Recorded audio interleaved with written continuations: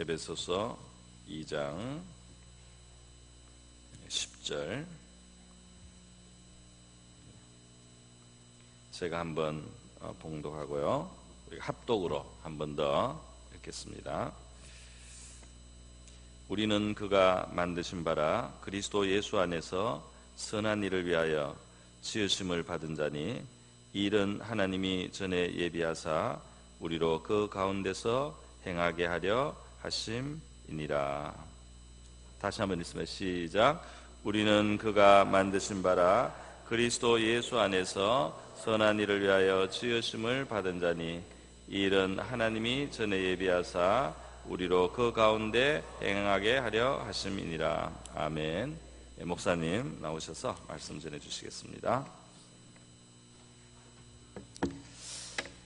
오늘 저희들이 이제 에베소서 2장 1절부터 우리가 10절까지 말씀을 같이 나누려고 하는데, 이제 어제 우리가 1장 말씀을 나누었습니다. 그래서 이제 사도 바울은 이 서신을 이제 시작하면서 먼저는 찬송하리로다. 그래서 우리 삼위일체 하나님께서 이제 우리에게 주신 하늘에 속한 모든 신령한 복을 이제 찬송을 합니다. 그래서 우리 성부 하나님이 주신 복은 하나님이 우리를 택하셨고 또 우리를 예정하셨습니다. 그래서 그분의 아들과 딸이 되게 하셨습니다. 그리고 이제 성자 예수님을 통해서는 그분의 피로 우리를 이제 속량해 주셨습니다. 이제 죄의 사함을 얻게 하셨고, 또 우리에게 지혜와 총명을 넘치게 부어주셔가지고 하나님 뜻의 비밀이 무엇인가, 그러니까 하나님께서 이 역사를 움직여갈 때 그 뜻의 비밀이 무엇인가 하는 것을 깨닫게 해주셨습니다. 그래서 역사는 어느 방향으로 가느냐, 하늘에 있는 것이나 땅에 있는 모든 것이 예수님을 머리로 이제 모이게 될 것입니다. 그 방향을 향해 가고 있습니다. 그리고 또 이제 우리 예수님께서는 우리 각자를 이제 그분의 기업이 되게 하셨습니다. 하나님의 가장 귀한 재산으로 또 보배로 우리를 삼아 주셨습니다. 그리고 이제 성령님께서는 이제 우리를 인쳐 주셨습니다. 우리를 이렇게 그분의 소유로 도장을 찍으시고, 그리고 이제 우리가 앞으로 받게 될 그 기업의 보증이 되어 주셨습니다. 그래서 성령 하나님은 우리에게 이런 복을 주셨습니다. 그래서 우리가 어떤 사람이 되기를 원하셨느냐, 그분의 은혜의 영광을 찬송하는 사람.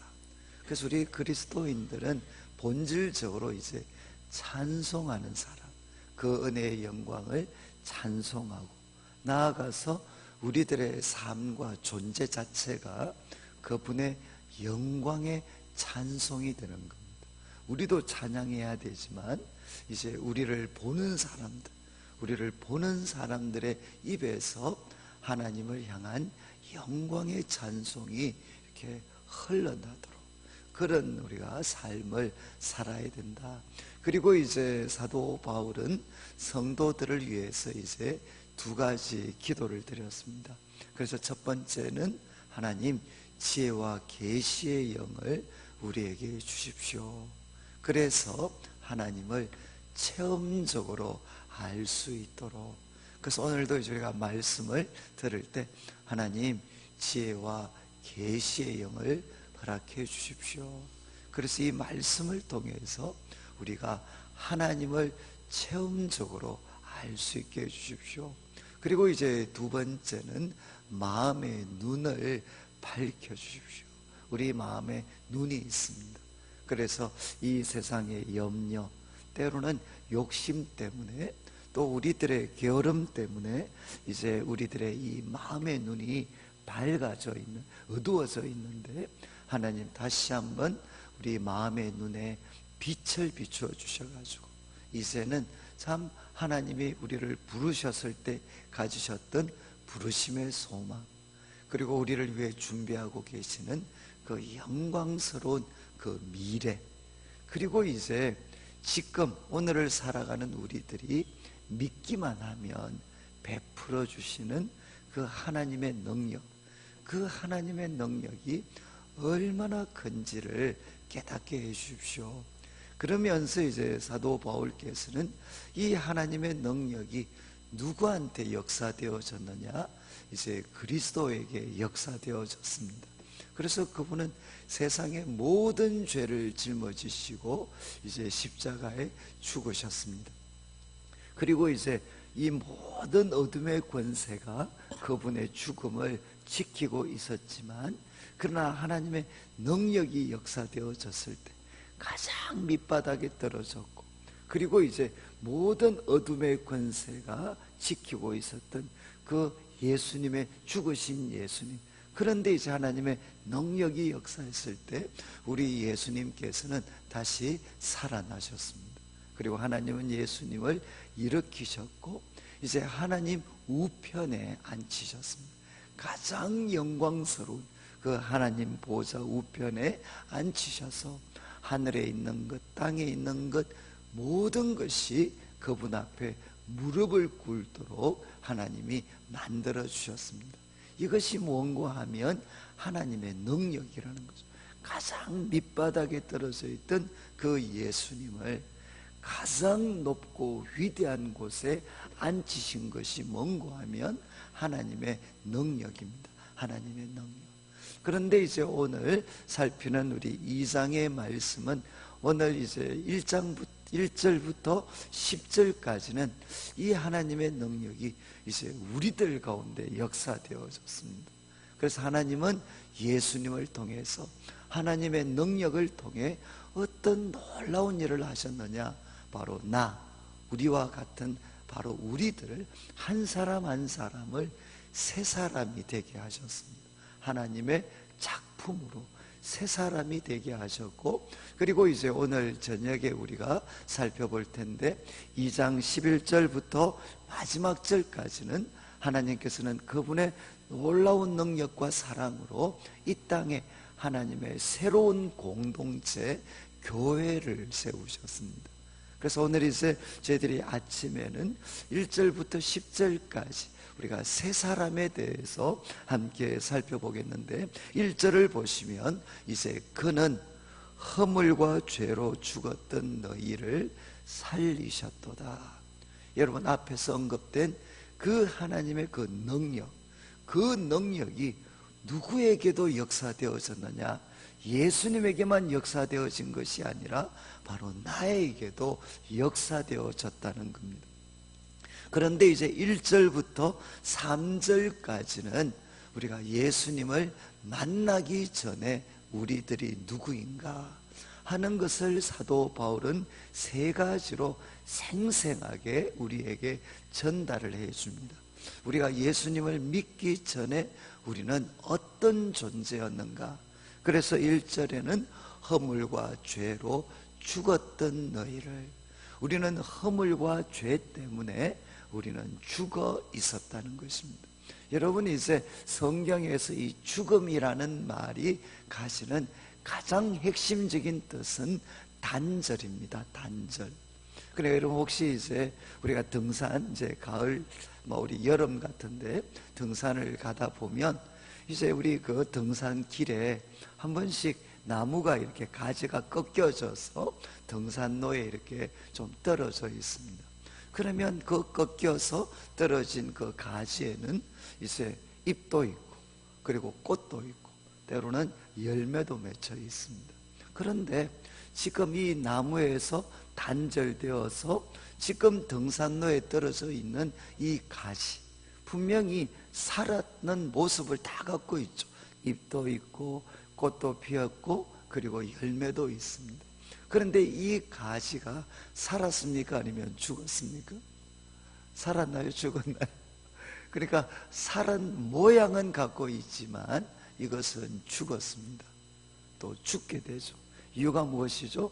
생명의 근원이 되는 그 나무로부터 단절되어져 떨어져 있으니까 지금은 살았는 모습, 잎도 있고 꽃도 있고 열매도 맺어 있지만 그것은 죽어 있고 반드시 죽게 됩니다. 생명의 근원으로부터 단절되어져 있으니까. 그러니까 성경이 우리들을 향해 죽었다는 것도 바로 이거죠.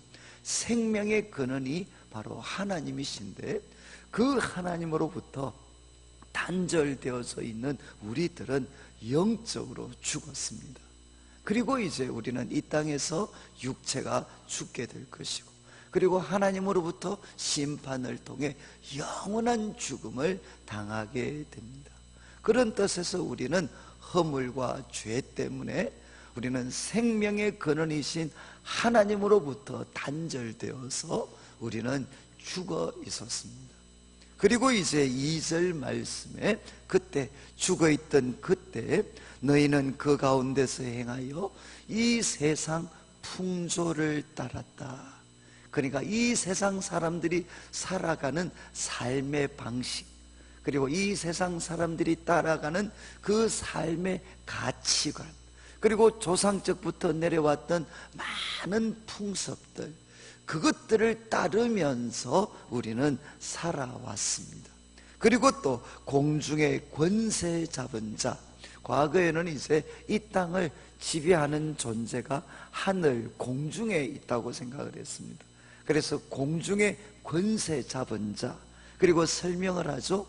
지금도 불순종의 아들들 가운데 역사하고 있는 영, 그리고 한마디로 하면 마귀입니다. 우리는 누구를 따르면서 살았느냐? 공중의 권세 잡은 자, 그리고 지금도 불순종의 아들들 가운데 역사하고 있는 그 마귀를 따르면서, 악한 영을 따르면서 우리는 살아가고 있었다는 겁니다. 그리고 또 3절에는 전에는 우리도 다 그 가운데서 우리 육체의 욕심을 따라 지냈다. 우리는 육체의 욕심을 따라 지냈는데, 이 육체의 욕심은 뭐 예를 들면 성적인 욕구나 뭐 이렇게 술이나 이런 것만 속하는 것이 아니라 육체와 마음이 원하는 것을 하여, 그러니까 우리 육체의 정욕뿐만 아니라 사실 육체의 정욕보다 더 무서운 것은 마음의 정욕입니다. 마음의 정욕. 학문의 세계에 나타날 수도 있고 예술의 영역에 나타날 수도 있고, 육체의 그 욕심뿐만 아니라 우리는 마음이 원하는 것을 하면서 살았다는 겁니다. 여러분이 이제 2절부터 3절 우리 중반부까지는 3번이나 반복되는 표현이 뭔가 하면 따라 지냈다, 따라 지냈다, 따라 지냈다. 그래서 어떤 영어 번역은 followed, followed. 우리는 따랐다, 따랐다, 따랐다. 무엇을 따랐죠? 우리는 이 세상 풍속, 우리 눈의 앞에 펼쳐지는 이 세상 사람들의 풍습과 가치관과 삶의 방식, 그 삶의 방식에 우리는 따라 지냈다. 그리고 또 우리는 공중의 권세 잡은 자, 지금도 하나님을 향해 불순종하게 만드는 그 영, 그 악한 영을 따라 지냈다.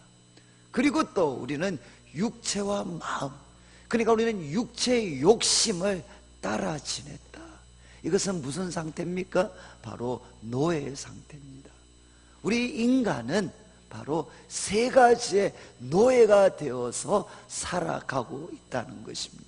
그 3가지는 무엇인가 하면 이 세상의 풍조와, 그리고 또 공중의 권세 잡은 자 마귀와, 안으로는 육체의 욕심에 우리는 노예가 되어서 살아가고 있다는 겁니다. 그리고 3번째는 3절 마지막에 다른 이들과 같이 본질상, 이거는 질 자체가, 바로 본질상 질 자체가 무엇인가 하면 진노의 자녀이었다는 겁니다. 하나님께 벌을 받을 수밖에 없는, 하나님께 진노를 받을 수밖에 없는 존재가 누구였느냐? 바로 나였고, 그리고 인간이었다는 것입니다. 그래서 사도 바울은 1절부터 3절까지 말씀을 통해 우리가 그리스도 밖에 있을 때 우리는 누구였느냐? 세 가지로 설명을 했습니다. 우리는 죽어 있었습니다. 생명의 근원이신 하나님으로부터 우리는 단절되어져 있었습니다. 그리고 우리는 어떤 존재였느냐? 노예였습니다. 세 가지의 노예였습니다. 이 세상 풍소와 공중의 권세 잡은 자와 육체의 욕심의 노예가 되어서 살아갔습니다. 그리고 세 번째, 우리는 누구였느냐? 바로 본질상 진노의 자녀였습니다. 이것이 누군가 하면 바로 나의 모습, 그리스도 밖에 있을 때 바로 나의 모습이었다는 겁니다.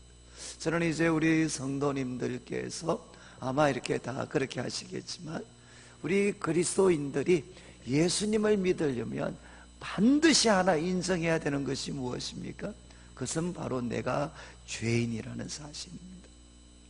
저는 이렇게 저도 모태 신앙이었고, 그리고 저도 교회에서 우리 아버님 장로님이시고 또 우리 어머님도 권사님, 우리 할머님도 권사님이셨어요. 그러니까 참 이렇게 모태 신앙으로 또 신앙의 가정에서 자라왔고, 그리고 또 교회에서 초등학교, 중학교, 고등학교 다 회장하고, 그리고 이제 성경 고사 대회 나가면 노예를 휩쓸고 저도 다 그렇게 이렇게 하면서 살아왔어요. 그러니까 저는 참 교회 속에서 그리고 학교에서도 참 이렇게 모범적으로 그렇게 살았었습니다. 그런데 이제 저는 이제 대학을 다니면서 하나님이 저한테, 저는 청년 시기를 돌아볼 때 하나님이 저에게 주신 최고의 은혜가 뭔가 라고 묻는다면 저 자신이 얼마나 철저한 죄인인가 하는 것을 깨닫게 해주셨던 것, 저는 이것이 정말 청년기에 저에게 주셨던 최고의 은혜였습니다. 저는 이제 대학에 들어오면서 그렇게 모범적으로 컸지만, 저도 이제 대학에 들어왔고 80년대 대학을 다녔으니까 얼마나 이렇게 세상이 시끄러웠습니까? 그래서 그곳에서, 그런 시끄러운 상황 속에서 내가 그리스도인으로서 어떻게 참 살아야 되나, 이 부분에 있어서 답이 주어지지 않았습니다. 그래서 참 이렇게 많은 방황도 하기도 하고, 그런데 이제 우리 선배분들, 우리 선배님들의 도움을 통해서 내가 찾고 있는 그 질문에 대한 답은 성경 속에 있다 라는 것을 이제 정말 확신을 하게 됐습니다. 그래서 대학교 1학년, 2학년 때 아마 제 평생에 가장 열심히 이렇게 성경을 봤던 것 같아요. 성경을 보면서 하나님 말씀을 통해 하나님이 어떤 분이시고, 그리고 그분이 나를 향해, 이 시대를 향해 갖고 계시는 뜻이 무엇인가, 그것들을 이렇게 배우고 알고 깨달으려고, 그리고 그것을 내 삶으로 만들어 보려고 저도 참 나름대로 열심히 노력을 했습니다. 그런데 이제 참 그렇게 열심히 노력을 했지만, 저는 이렇게 우리 청년들이 자주 가는 수련회나 이런 데 가면 아무리 하나님 앞에 부르짖어도 소위 어른들의 말로 하면 하나님과 체험적인 만남을 저는 이렇게 갖지를 못했습니다. 그렇게 성경을 열심히 공부하고 하나님께 간절히 기도를 드려도 하나님은 제 옆에 있는 사람은 만나주시는데 저는 이렇게 만나주지를 않으셨어요. 그래서 진짜 이렇게 나는 이렇게 열심히 하는데 왜 하나님은 안 만나주시나? 하나님이 나를 안 택하신 게 아닐까? 하나님이 나를 택하시지 않은 것이 아닐까? 이런 두려움에 사로잡히도 하고. 그런데 저는 이제 제가 저도 말씀드렸지만 저는 전공이 물리학이었습니다. 물리학. 그래도 그 당시에 이제 서울대 물리학이었으면 우리 이과 쪽에서는 제일 센, 그래서 우리 과에 전국 1등, 2등이 들어와 있고, 그리고 이제 우리 과에는 공부 좀 한다 그러면 다 이제 시도에서 수석했는 애들, 이런 애들 정도 돼야 이제 조금 공부를 한다, 이렇게 이야기를 했죠. 그런데 이제 저같이 대구에서 올라간 사람은 막 완전히 공부에 모든 걸 걸고 해도 따라갈까 말까 하는데, 저는 이제 제 삶의 그 고민, 그리스도인으로서, 그리고 이 시대의 청년으로서 내가 어떻게 살아야 되나, 그걸 찾기 위해서 또 성경을 공부하는데 모든 시간과 마음을 다 쏟아부었습니다. 그러니까 결국은 이제 공부를 할 수가 없게 됐습니다. 저도 참 수학과 물리를 좋아했는데 어느 순간부터는 공부를 할 수가 없어요. 제 관심사가 완전히 달라져 버렸어요. 그래서 이제 교회만 오면 성경을 공부하니까 하늘을 날아다니죠. 또 하나님이 저한테 많은 깨달음을 주셨으니까 한편 교회만 오면 하늘을 날아다녔지만 학교만 가면 어떻게 됩니까? 바닥을 기는 거죠. 이제 그러니까 제 삶에 하나님과 이 말씀을 열심히 공부하고 정말 열심히 노력을 했는데 하나님과 체험적인 만남을 가질 수는 없고, 그리고 이제 공부는 완전 밑바닥에 떨어져서, 그러다가 또 제가 이제 내수동 교회 행정국장이라고 이런 직책을 맡았습니다. 그런데 그 직책을 맡아서 임명을 받는 날에도 시험을 쳤는데 완전히 그냥 바닥을 깔았습니다. 그래서 제가 이제 교회 가서 교회 우리 내수동교회 행정국장 이런 걸로 임명을 받아야 되는데 오늘도 이제 시험을 완전히 망쳐놓고 그렇게 이제 교회를 가야 됩니다. 그래서 이제 교회 가서 제가 행정국장이라고 임명을 받으니까 우리 참 훌륭하신 선배님들이 저한테 온갖 참 좋은 그런 축복과 권면의 말씀을 주면서, 야, 네가 이제 대학부에 임원이 돼서 하면 너는 말씀에 그런 은사가 있으니까 또 헌신되어져 있으니까 우리 대학부가 다시 한번 부흥이 될 거다. 그러면서 온갖 좋은 말을 해주셨어요. 그런데 이제 제 속으로 어떤 질문이 일어났느냐, 내가 오늘 시험을 어떻게 망쳤고 내가 학교에서 어떻게 비참하게 초라하게 살아가는지 혹시라도 당신들이 안다 그러면, 우리 선배들이 안다 그러면 그래도 나를 이렇게 사랑하고 축복하고 귀하게 여겨줄 것인가. 그러니까 교회에서는 가장 거룩한 사람처럼 살아가지만 막상 삶의 현장에 들어오면 마치 나고자처럼 살아가고 있는 나, 과연 이런 나의 진짜 모습을 안다면 사람들이 나를 사랑할 수 있을까? 그러니까 저는 자신이 없었어요. 자신. 그래서 저는 이제 한 대학교 2학년 한 12월 정도에, 저도 요즘으로 하면 우울증이죠. 우울증. 도저히 눈을 뜨고는 이렇게 견딜 수 없는, 이 눈을 뜨고 있는 이 상황을 견딜 수가 없는, 그래서 참 이렇게 거의 비참한 그의 삶을 포기할 정도로 학기말 시험 쳐야 되는데 계속 잠만 자고 있고, 눈 뜨면 야 빨리 눈 감고 자, 인생은 괴로운 건데. 그래서 제가 계속 잠만. 그런데 이제 한번 이렇게 책을 보니까 책에 그런 내용이 기록이 되어 있어요. 당신이 하나님을 기다린다고 생각하십니까? 하나님이 당신을 기다리고 있습니다. 제가 기분 나빠서 바로 쓰레기통에 던졌어요. 아니 하나님, 저만큼 하나님 기다린 사람이 있으면 나보라고 하십시오. 저는 제 삶을 그리고 최소한 2년 동안 하나님을 만나기 위해서 이렇게 발부동을 쳤는데 외면하셔 놓고 어떻게 저를 보고 그렇게 말씀하실 수 있습니까? 그런데 이제 하나님의 역사기로 쓰레기통에 던졌는데, 그런데 이제 자려고 다시 누웠는데 그 말이 이렇게 머리에서 떠나지를 않았어요. 참 이게 저는 재밌는 생각이었어요. 왜냐하면 저는 2년 동안 노력한 게 어떻게 하면 내가 하나님을 기쁘시게 해드릴까, 어떻게 하면 내가 하나님을 기쁘시게 해드릴까, 그거는 생각을 해봤는데 무슨 생각은 못 해봤느냐, 내가 하나님을 위해서 이렇게 그분을 기쁘시게 하려고 이렇게 노력할 동안 그러면 하나님은 나를 위해 무엇을 해주셨나, 내가 하나님을 위해서 이렇게 기쁘시게 하려고 노력하는 동안 그러면 하나님은 나를 위해 무엇을 해주셨나, 그런 생각은 별로 제가 해본 적이 없는 것 같았어요. 그래서 다시금 그 책을 펼쳐서 이제 책을 쭉 읽어가는데 이제 성경에 이사야 63장 이제 마지막 17절 정도의 말씀이 나왔습니다. 그 기록이 되어 있었는데 뭐라고 했느냐? 하나님 왜 우리들의 마음을 강팍하게 굳어지게 하십니까? 그래서 점점 주님을 경외하지 않는 그 길을 걸어가게 하십니까? 그러다가 제가 이제 그 성경을 읽으면서 처음으로 성경을 또 제가 울었어요. 아, 이게 바로 제 상황.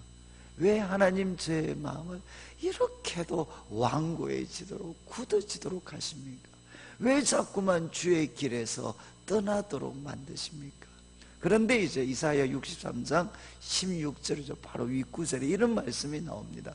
하나님, 주는 우리의 아버지시라. 아브라함은 우리를 모른다고 하고 이스라엘은 우리를 인정하지 아니해도 주는 우리의 아버지십니다. 이런 이사야의 고백이 나왔어요.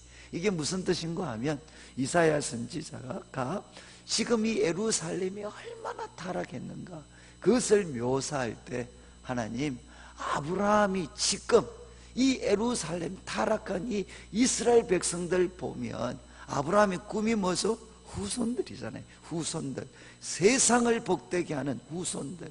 그런데 이 아브라함이 보면 지금 이스라엘 백성들 보면 모른다고 할 겁니다. 워낙 부패하고 타락했으니까. 그리고 이스라엘은 야곱이죠. 그 야곱의 꿈도 12지파의 조상이니까 후손들입니다. 그런데 그 이스라엘이 지금 그 이스라엘 백성들의 모습을 본다면 인정하지 않겠죠. 그런데 선지자가 놀라운 고백을 합니다. 그렇지만 주님은 우리의 아버지십니다. 근데 저는 이제 놀랍기도 하나님께서 이 말씀으로 저한테 찾아오셨어요. 그래서 제가 그때 뭐라고 고백했는가 하면 하나님, 내 진짜 모습을 알면 우리 부모님, 제가 한번 또 설교할 때 우리 부모님 말씀을 드릴지 모르겠는데 우리 부모님의 정말 소망은 저한테 있었어요. 저한테. 제가 그래도 이제 서울대를 가고 이랬으니까 우리 부모님은 저한테 모든 것을 걸었다고 해도 과언이 아니었어요. 그런데 우리 저한테 모든 것을 걸고 계신 우리 부모님들, 내 진짜 모습을 알면 쟤는 내 아들이 아니야. 내가 알고 있는 관영이가 아니야. 그러면서 내 진짜 모습을 알면 우리 부모님 나를 모른다고 할 겁니다. 그리고 또 저를 그렇게 사랑해 주는 우리 내수동교회 우리 선배들, 후배들, 친구들, 내 진짜 모습을 알면 다 저를 인정하지 않을 겁니다. 그렇지만 주님은 저의 아버지십니다.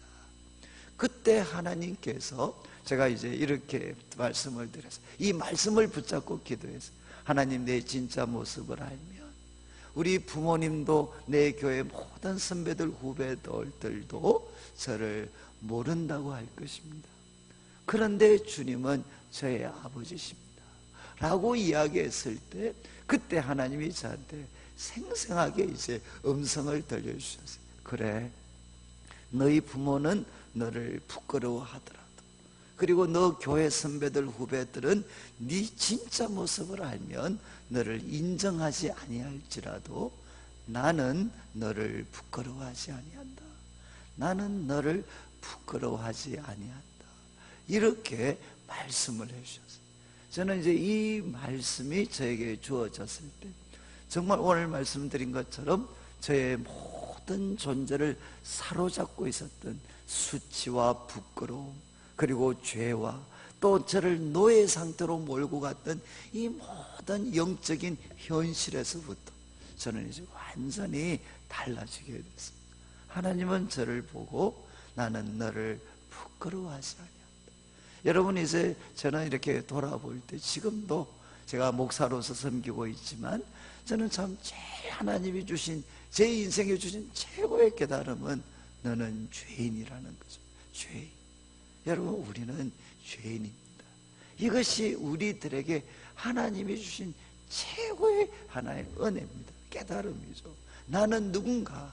여러분, 나는 살아있는 존재가 아닙니다. 나는 자유인도 아닙니다. 나는 선한 존재도 아닙니다. 나는 누구냐? 하나님이 가장 귀하게 만드셨지만 바로 죄의 권세에 놓여서 나는 누군가 하면 모순 덩어리입니다. 바로 이것이 누군가 하면 인간이고 바로 나의 모습이죠. 그런데 이제 이런 우리들을 향해서 예수님께서는 어떤 일을 하셨습니까? 4절 말씀에 보면 긍휼이 풍성하신 하나님이 우리를 사랑하신 그 큰 사랑 때문에 허물로 죽은 우리를 그리스도와 함께 살리셨습니다. 그리고 또 일으키셨습니다. 그리스도 예수 안에서 함께 하늘에 앉히셨습니다. 여러분 이제 1장 20절부터 1장 20절, 21절, 22절에 보시면 이 말씀은 바로 예수님에게 적용되어졌던 말씀입니다. 하나님은 그 놀라운 능력으로 예수님을 살리셨고 그리고 하늘에 앉히셨죠. 그것처럼 이제는 그리스도와 함께 하나님은 우리를 살리셨고 일으키셨고 그리고 이제 함께 하늘에 앉히셨습니다. 예수님을 통해 하나님은 우리를 구원하셨습니다. 제가 이제 앞에서 말씀드린 것처럼 제가 이제 하나님이 저한테 찾아오셔서 저 같은 모순 덩어리를 두고 보고 하나님은 나는 너를 부끄러워하지 않는다 이렇게 말씀하셨을 때 정말 그날은 이렇게 천국이었어요. 천국. 야, 천국이 바로 이런 거구나. 그래서 너무너무 이렇게 정말 천국 같은 하루를 보냈습니다. 근데 이제 잠을 자고 눈을 떴는데 갑자기 마음에 의심이 막 걷잡을 수 없는 의심이 막 솟구쳐 오르기 시작을 했어요. 아니 하나님은 거룩하시고 의로운 분이신데 어떻게 나 같은 모순 덩어리를 바로 부끄러워하시지 않을 수 있나? 아니 하나님 사랑 때문에 의를 포기하셨습니까? 사랑 때문에 거룩을 포기하셨습니까? 어떻게 나 같은 모순 덩어리를 거룩하신 하나님이 불꽃 같은 눈동자를 가지신 하나님이 저를 부끄러워하시지 않을 수 있습니까? 라고 이렇게 질문을 했어요. 근데 그때 하나님이 제게 주신 답변이 이 바보 같은 놈아 그것도 모르냐? 나는 너를 볼 때 그리스도를 통해서 너를 보고 있어. 이렇게 저한테 말씀을 주셨어요. 이게 무슨 말씀이죠? 왜 하나님이 저 같은 모순 덩어리를 부끄러워하시지 않겠습니까? 하나님과 저 사이에 누가 계시느냐? 바로 예수 그리스도께서 계십니다. 그리고 나는 누구냐? 예수님을 믿기 때문에 그리스도 안에 있는 사람.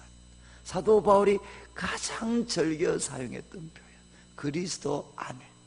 나는 누군가 하면 그리스도 안에 있는 사람이죠.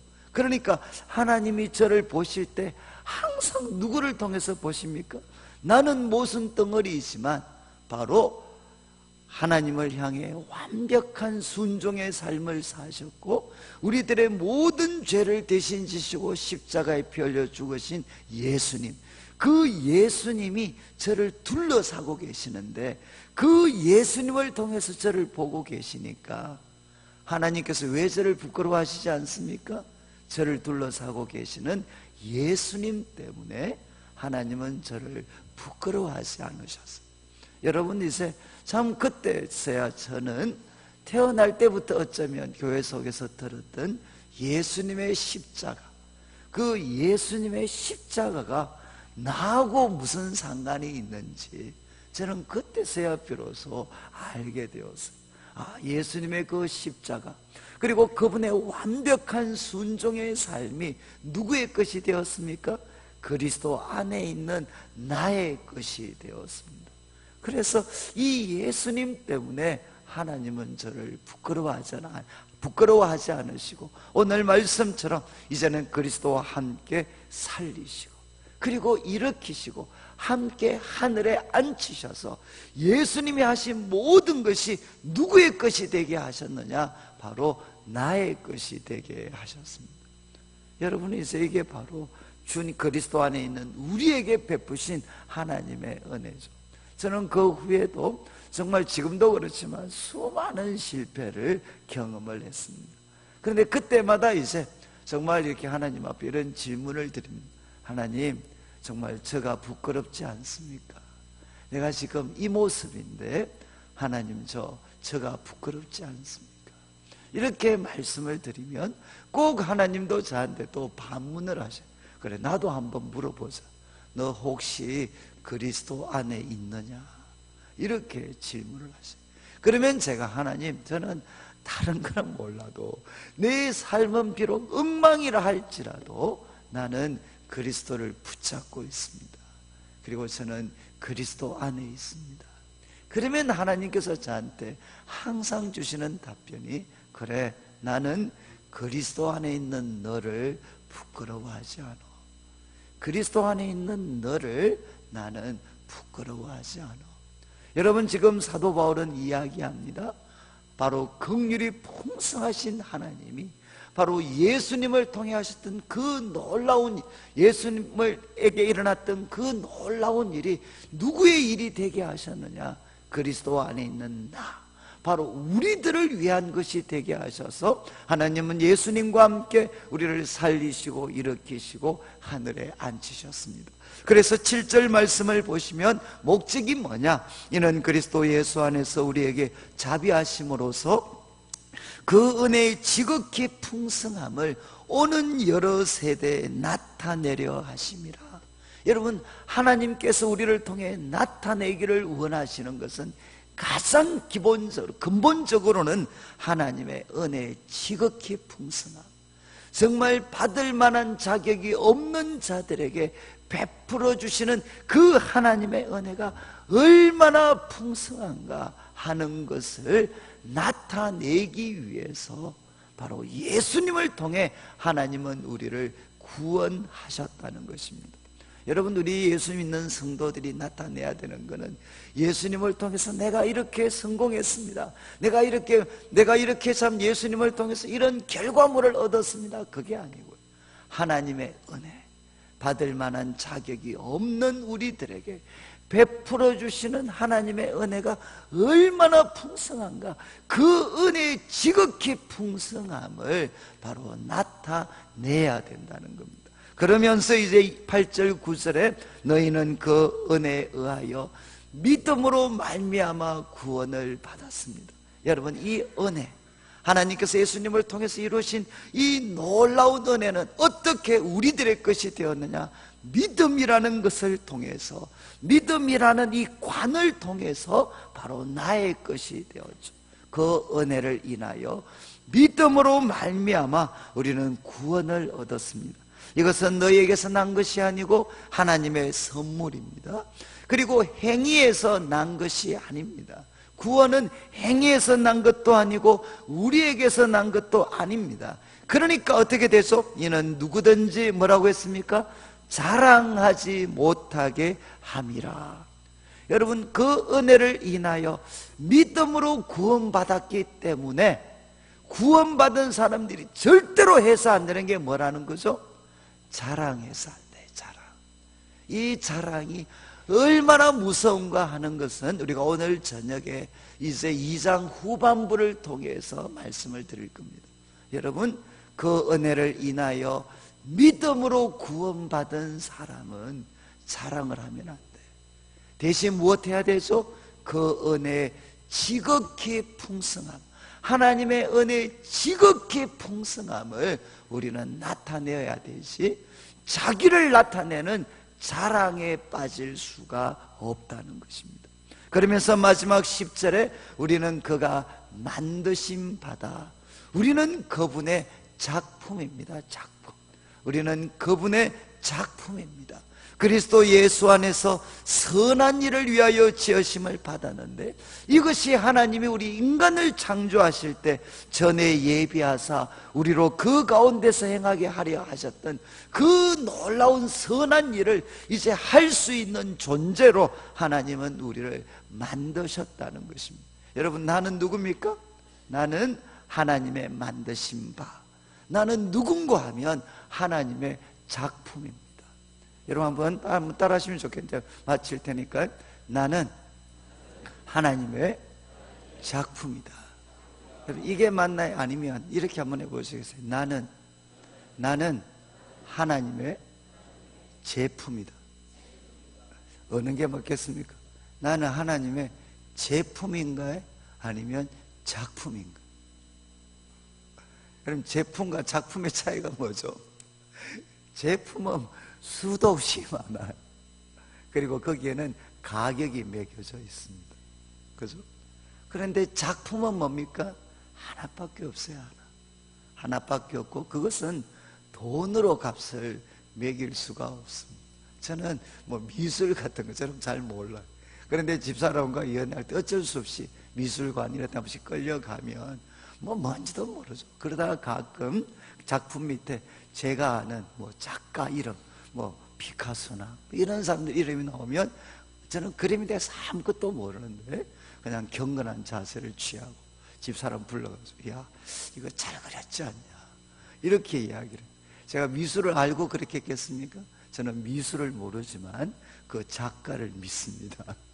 그래서 이제 그 작가의 작품이니까 뭔가 저는 모르지만 그거는 작품이고 심오한 뜻이 있는 거죠. 여러분 이제 만약에 우리 미술관에 나라는 존재가 만약에 작품으로 걸려져 있어요. 그러면 제 밑에 소위 작가 있잖아요. 이 작품을 만든 작가 이름이 기록이 되어 있을 텐데 제가 작품이라면 제 밑에는 어떤 이름이 기록이 되어 있겠습니까? 어떤 이름이 기록되어 있겠습니까? 바로 G.O.D 이렇게 God 이렇게 되어 있겠죠. 그러니까 저는 누군가 하면 하나님의 작품입니다. 하나님의 작품입니다.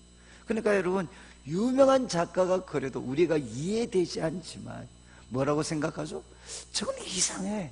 그렇지만 저거를 잘못 그렸다고 이야기하지 않고 어떻게 표현하죠? 심오하다 이렇게 이야기를 해요. 아니 우리는 모르겠는데 뭔가 저기에는 심오한 뜻이 있을 거다. 왜? 우리는 그 작가를 믿기 때문에. 여러분 인간 작가도 그런데 우리는 누구의 작품이냐? 하나님의 작품입니다. 그래서 저는 이제 우리 성도들의 행동 이렇게 사실 때 보면 이해가 안 되는 행동을 하실 때가 너무 많아요. 그러면 저는 이제 속으로 고백합니다. 하나님 심오합니다. 뭐 이렇게 하고 나니까 다 이해가 돼. 뭐 이제는 성도님들이 아무리 뭐 이상한 행동을 해도 저기는 저 사람 누구시죠? 저분은 하나님의 작품입니다. 나는 왜 저분이 저렇게 행동하시는지는 모르겠는데 바로 저분을 만드신 하나님 안에 심오한 뜻이 있죠. 여러분 나는 누구냐? 하나님의 작품입니다. 우리는 하나님의 제품이 아닙니다.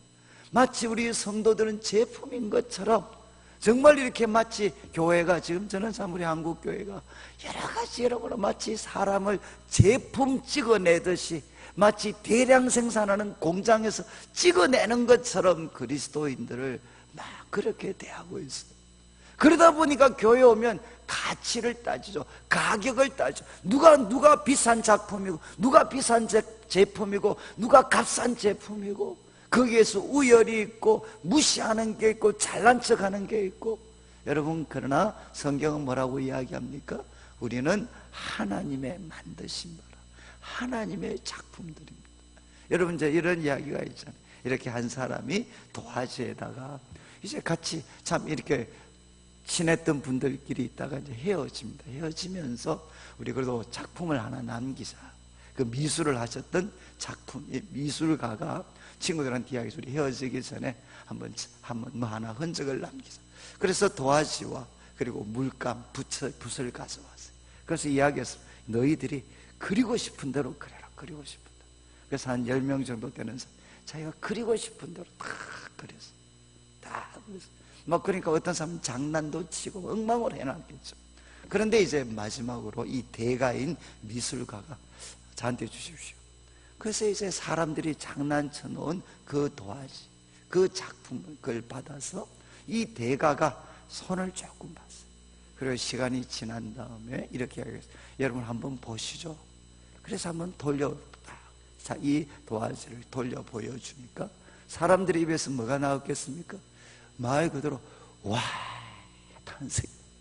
거기는 온갖 장난쳤던 자국이 그대로 있는데 대가가 손 좀 보니까 그게 작품이 됐어요. 작품. 여러분 참 이거 하나의 예화지만 우리가 누구죠? 저는 청년들 성도들 섬기면서 정말 어른들이 장난쳐 놓은 청년들 많습니다. 어른들이 청년들 자식들의 삶을 엉망으로 만들어 놓은 그런 부모들도 많고요. 세상이 장난쳐 놓은 인생도 있고, 그래서 사람들이 보면 깔깔깔깔 웃을 수밖에 없어요. 근데 여러분, 믿음이라는 게 뭐죠? 내 인생의 도화지를 하나님께 올려드리는 겁니다. 내 인생의 도화지를 하나님께 올려드리면 하나님께서 야, 조금만 시간을 줘.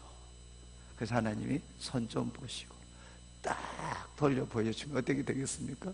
사람들에 비해서 와, 우리가 무엇으로 바뀌느냐? 하나님의 작품으로 바뀌게 돼요. 저는 오늘 말씀 마무리하면서 여러분이 이제 우리는 과거에 누구였느냐? 우리는 허물과 죄로 죽어 있었고, 우리는 노예였고, 우리는 본질상 진노의 자녀였습니다. 이런 우리들을 하나님이 사랑하셨습니다. 우리를 사랑하신 그 크신 사랑으로 이제는 예수님을 통해서 예수님과 함께 우리를 살리시고 일으키시고 그리고 하늘에 앉히셨습니다. 바로 그리스도 안에 있는 우리를 하나님은 부끄러워하시지 않고 우리를 의롭다 하시고, 예수님 때문에 우리를 의롭다 하시고 하나님의 귀한 아들과 딸로 삼아 주셨습니다. 우리가 해야 될 것은 무엇이냐? 바로 이 하나님의 은혜 지극히 풍성함을 우리가 사람들에게 나타내고, 그리고 은혜를 인하여 믿음으로 구원받았기 때문에 무엇하면 안 되나? 이제 우리는 자랑하시면 안 돼. 그리고 우리는 오늘부터 어떻게 살아가야 되느냐? 나는 누구냐? 하나님의 제품이 아니고 나는 하나님의 작품입니다. 옆에 계신 성도님도 누구냐? 바로 하나님의 작품입니다. 우리는 하루하루 우리들의 말과 행동이 하나님이 함께 하시기 때문에 심오할 수밖에 없죠. 여러분, 우리가 하나님의 작품이고, 혹시 자신의 삶에 대해서 아픔이 있고 상처가 있고 무엇을 어떻게 해야 될지 모르는 분들이 계시면 여러분, 오늘 새벽에 기도하실 때 하나님, 다시 한번 내 인생의 도화지를 하나님께 맡깁니다.